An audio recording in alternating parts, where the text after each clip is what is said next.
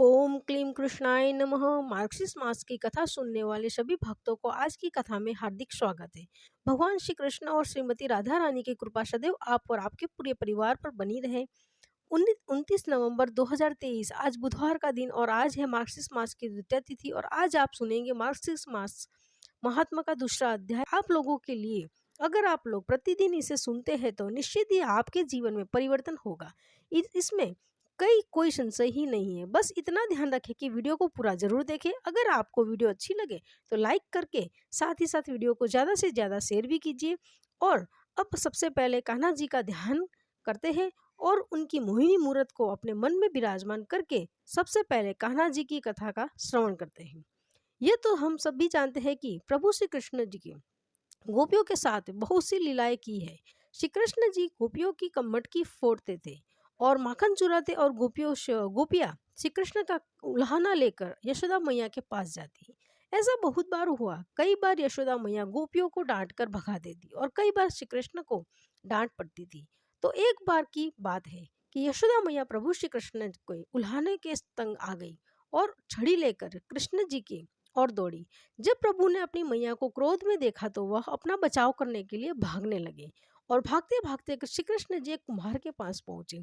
अब कुम्हार तो अपनी मिट्टी के घड़े बनाने में व्यस्त था, लेकिन जैसे ही कुम्हार ने भगवान श्री कृष्ण को देखा तो बहुत प्रसन्न हुए और कुम्हार जानता था कि भगवान श्री कृष्ण साक्षात परमेश्वर है। जब प्रभु ने कुम्हार से कहा, कुम्हार जी आज मेरी मैया मुझ पर बहुत ही क्रोधित है। मैया छेड़ी लेकर मेरे पीछे पीछे आ रही है। भैया कहीं छिपने की जगह हो तो मुझे छिपा दो। तब कुम्हार ने प्रभु श्री कृष्ण जी को एक बड़े से मटके के नीचे छुपा दिया। अब कुछ ही क्षणों में मैया यशोदा भी वहां पर आ गई और कुम्हार से पूछने लगी कि क्यों रे कुम्हार, तूने मेरे कन्हैया को कहीं देखा है क्या? कुम्हार ने कह दिया, नहीं मैया, मैंने कन्हैया को नहीं देखा। भगवान श्री कृष्ण ये सभी बातें बड़े बड़े से घड़े के नीचे छुप कर सुन रहे थे। मैया तो वहां से चली गई। अब प्रभु श्री कृष्ण कुम्हार से कहते हैं कि कुम्हार जी यदि मैया चली गई है तो मुझे घड़े से बाहर निकालो। कुम्हार बोला, ऐसा नहीं प्रभु जी, पहले मुझे 84 लाख योनियों से के बंधन में से मुक्त करने का वचन दो। भगवान मुस्कुराए और कहा, ठीक है, मैं तुम्हें 84 लाख योनियों से मुक्त करने का वचन देता हूँ। अब तो मुझे बाहर निकाल दो। कुम्हार कहने लगा, मुझे अकेले नहीं प्रभु जी, मेरे परिवार के सभी लोगों को 84 लाख योनियों के बंधन से मुक्त करने का वचन दोगे तो मैं आपको इस गड्ढे से बाहर निकाल लूंगा। प्रभु जी कहते हैं, चलो ठीक है। उनको भी 84 लाख योनियों को के बंधन से मुक्त होने का मैं वचन देता हूँ। अब तो मुझे गड्ढे से बाहर निकाल दो। अब कुम्हार कहता है, बस प्रभु जी, एक विनती और है, उसे भी पूरा करने का वचन दे दो तो मैं आपको घड़े से बाहर निकाल दूंगा। अब भगवान फिर से मुस्कुराए और बोले, वो भी बता दे क्या कहना चाहता है। कुम्हार कहने लगा, प्रभु जी, जिस घड़े के नीचे आप छुपे हो उसकी मिट्टी मेरे बेलों के ऊपर लदकर लाई गई है। तुम मेरे इन दोनों बेलों को 84 लाख योनि बंधन से मुक्त करने का वचन दो। भगवान के कुम्हार ने के प्रेम पर प्रसन्न होकर उन बेलों को भी 84 के बंधन से मुक्त करने का वचन दिया। प्रभु बोले, अब तो तुम्हारी सारी इच्छा पूरी हो गई, तो अब तो तुम मुझे इस गड्ढे से बाहर निकाल दो। तब कुम्हार कहता है, अभी नहीं भगवान, बस एक अंतिम इच्छा है, उसे भी पूरा कर दीजिए, फिर मैं आपको गड्ढे के बाहर निकाल दूंगा। तब प्रभु श्री कृष्ण जी ने कहा, बताओ तुम्हारी अंतिम इच्छा क्या है? कुम्हार ने कहा कि जो भी प्राणी हम दोनों के बीच के इस संवाद को सुनेगा उसे भी आप 84 लाख योनियों के बंधन से मुक्त करोगे। बस ये वचन दे दो तो मैं आपको इस घड़े से बाहर निकाल दूंगा। कुम्हार की प्रेम भरी बातों को सुनकर भगवान श्री कृष्ण बहुत ही प्रसन्न हुए और कुम्हार की इस इच्छा को भी पूरी करने का वचन दिया। फिर कुम्हार ने बाल श्री कृष्ण जी को गढ़े से बाहर निकाल दिया, उनके चरणों को साक्षात प्रणाम किया। प्रभु श्री कृष्ण जी के चरण धोए और चरणामृत लिया और पूरे घर में, पूरी झोपड़ी में चरणामृत का छिड़काव किया और प्रभु जी के गले लगकर इतना रोए कि प्रभु में ही विलीन हो गए। अब जरा विचार कीजिए कि जो बाल श्री कृष्ण जी 7 कोस लंबे चौड़े गोवर्धन पर्वत को अपनी चिक उंगली पर उठा सकते हैं तो क्या वह घड़ा नहीं उठा सकते थे?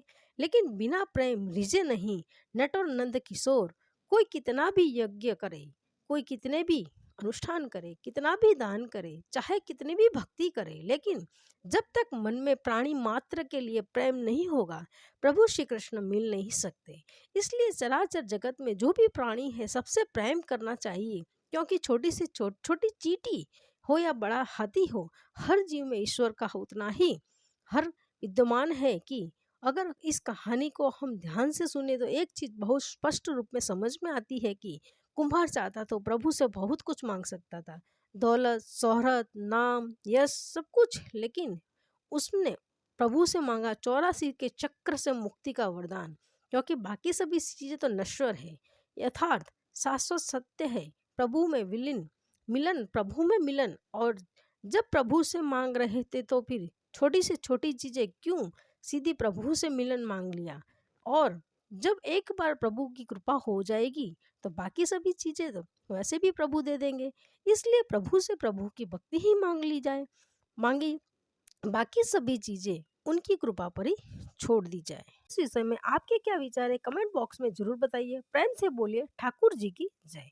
देवकी नंदन हम कृष्णम जगानंद कार्यक्रम मुक्ति भुक्ति प्रथम वंदे मातरम भक्तवत्सलम।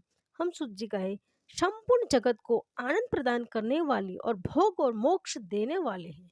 हम उन्हें लक्ष्मीपति भक्तवत्सल देवकी नंदन श्री कृष्ण को प्रणाम करता हूँ।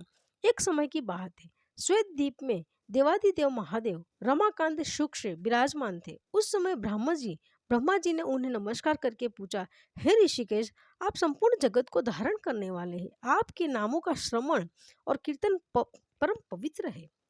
आपने पहले यह कहा है कि मासा नाम मार्ग सिर सोहम, अर्थात महीनों में मार्गशीर्ष मास हूँ, अतः उस महीने का महात्म्य क्या है, यह मैं अर्थात रूप से जानना चाहता हूँ।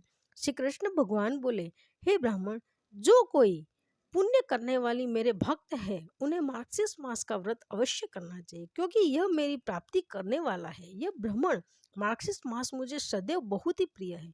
जो मनुष्य प्रातःकाल उठकर मार्गशीर्ष मास में विधि पूर्वक स्नान करता है, उस पर संतुष्ट होकर मैं अपने आप को भी समर्पित कर देता हूँ। इस विषय में इस इतिहास का उदाहरण दिया करते हैं। इस पृथ्वी पर महात्मानंद गोप सर्वत्र विख्यात थे। उनके रमणीय गोकुल में सहस्त्रों का गुप्त कन्याएं थी। उनके सबका चित्त मेरे स्वरूप में ही लग गया था। तब मैंने उन्हें मार्गशीर्ष मास में स्नान करने की सलाह दी।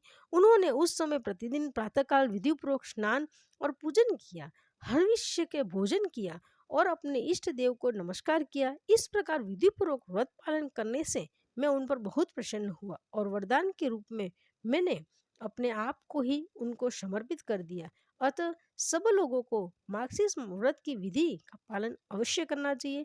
रात्रि में अंतः शयन से उठकर विधि पूर्वक आचमन करके अपने गुरु को नमस्कार करे तथा आलस्य छोड़ के मेरा चिंतन करे। भक्ति पूर्वक सहस्त्र नाम का पाठ एवं कीर्तन करे। नित्य कर्मों से निवृत्त होकर दंत धावन पूर्वक स्नान करे। और स्नान की विधि इस प्रकार है, तुलसी की जड़ की मिट्टी को उसके पत्र के साथ हाथ में लेकर मूल मंत्र ओम नमो नारायण नमः अर्थात गायत्री मंत्र के द्वारा अभिमंत्रित करें।